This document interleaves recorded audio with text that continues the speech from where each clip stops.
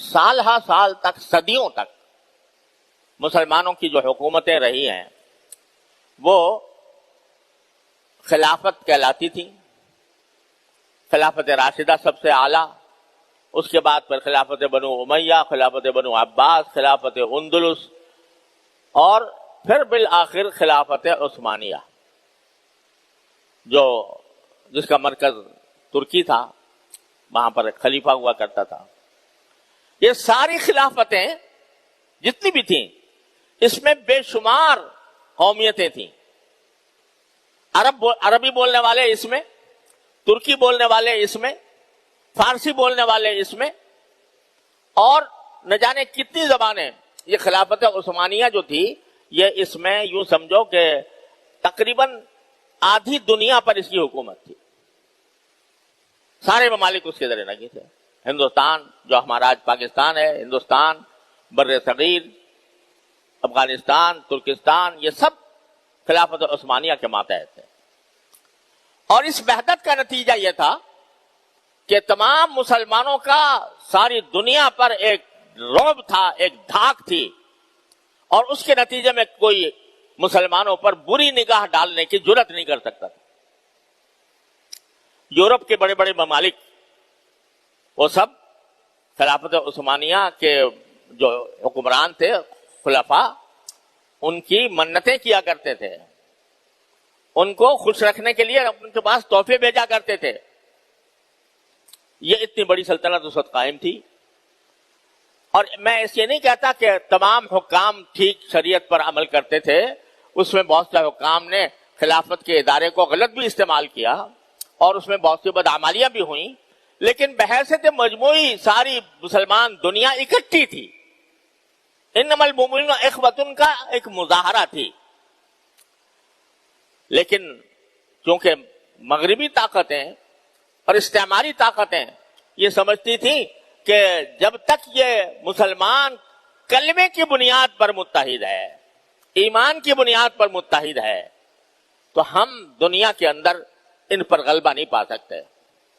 لہذا انہوں نے اس اتحاد کو توڑنے کے لیے جان توڑ کوششیں کی اور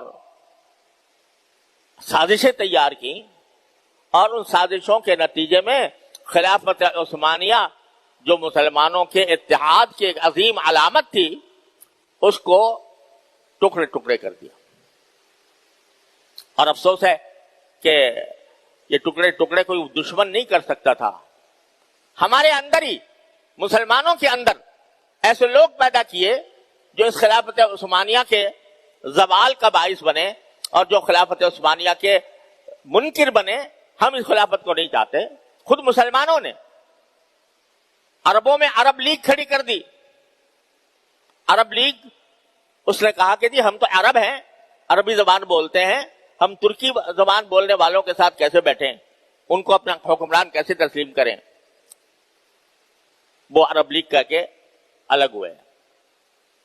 مصطفی کمال پاشا ترکی میں پیدا کر دیا گیا اور اس نے کہا کہ ہم ترک قوم ہیں، لہذا ہم عربوں کے ساتھ کیسے مل سکتے ہیں. اس نے اپنا وہاں پر ترک قومیت کا جھنڈا بلند کر دیا اور اس کے نتیجے میں دین کے دروازے بند کر دیے.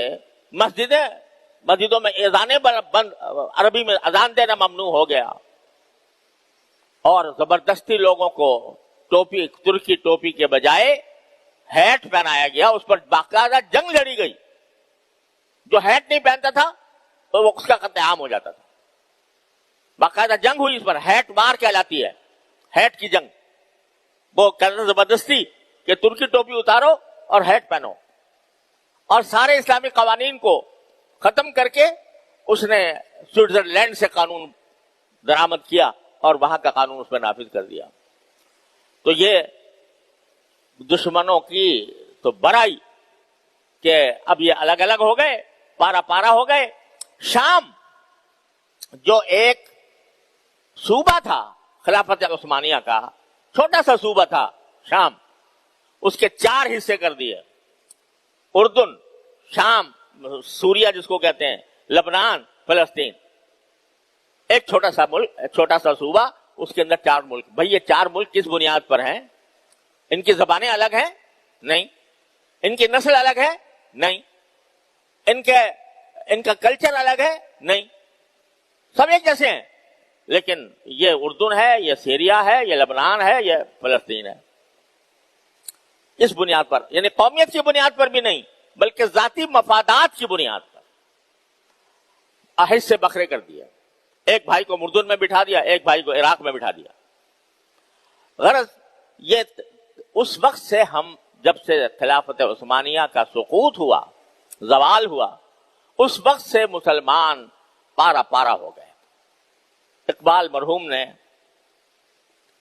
ہلال عید، عید کے چاند کو خطاب کرتے ہوئے ایک نظم کہی ہے. تو اس کا ایک شعر ہے کہ چاک کر دی ترک نادان خلافت کی قبا، چاک کر دی ترک نادان خلافت کی قبا، سادگی اپنوں کی دیکھ اوروں کی عیاری بھی دیکھ. تو وہ قبا جو خلافت کی سارے مسلمانوں کو اکٹھا کی ہوئی تھی، وہ تار تار کر دی گئی. اس کے بعد سے دیکھ لو جو مسلمانوں کے ممالک کا حال ہے وہ آپ کے سامنے ہے. اس کی صورتحال بتانے کی ضرورت نہیں. آج فلسطین میں ہم، اسرائیل بیٹھا ہے اور فلسطین اپنے وطن کے اندر اجنبی ہیں. باہر سے آنے والے جنہوں نے مذہب کی بنیاد پر، یہودیت کی بنیاد پر اسرائیل کی سلطنت قائم کی، وہ بالادست ہیں اور ہم زیر نگی ہیں. یہ صورتحال سارے دنیا میں مسلمانوں کی جو پیدا ہوئی وہ خلافت عثمانیہ کے زوال سے ہوئی، اس کے سقوط